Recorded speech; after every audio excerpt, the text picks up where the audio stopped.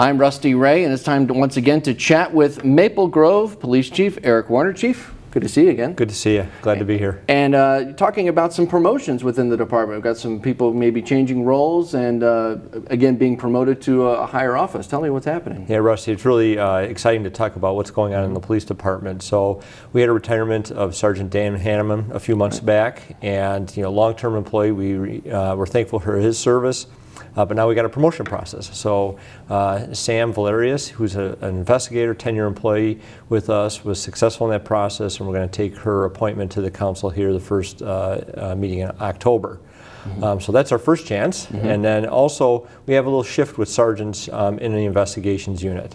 One of the key positions in the investigations unit is the sergeant that oversees the SRO program. Okay. So Sergeant Sandberg, Andy Sandberg, a former SRO, then became a leader, ran the program for 5 years, and unfortunately his time's up. So we went through an extensive testing process. It involved the school district, so we had the superintendent and her staff involved, and they were key decision makers in that. So we selected Grant Smith, who's also a former SRO, to lead that unit now. Yeah, real important to have the school districts buy in on that and participation in that, because that partnership is just so critical. We've seen that when there were some changes or some pauses here in the past couple of years with SRO coverage. So having the school district involved in that and making sure that their standards and that their expectations and certainly the standards of your department are met, that's a big part of this. Absolutely, and I think first it gets down to relationships and it is standards. We have a well-recognized program. We saw that shine through the transition and challenges with the SRO program, and then we were just able to bring that to the selection process. And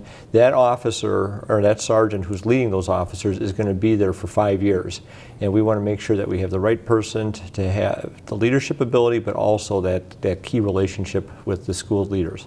Yeah, that 5-year period, I would imagine, is a big part of this too, right? Time to bring in some new ideas, and maybe the person who's been in that role can move on to serve in other capacities in your large department, and that's kind of an important marker to kind of move on and maybe have someone else come into those roles. Yeah, that's a good point, Rusty. What we try to do is we put time frames on these positions because we want career development, career enrichment, and then we can take that knowledge and bring it back to other areas of the police department. So we're going to miss Sergeant Sandberg. He's done a great job. I know the school district will miss him, but he's going to bring that knowledge and experience back to the patrol division. Yeah, for folks who may not know much about it, you say someone became a sergeant, that's career advancement for somebody, and that's again, a kind of a refresh of leadership, but they're really responsible for quite a bit and responsible for specific areas within the department. Absolutely. So let's get back to Sam's promotion. When someone gets promoted to sergeant, obviously it's a new role. Right. It's about leading people and supervising people, but it's also an opportunity for us to develop them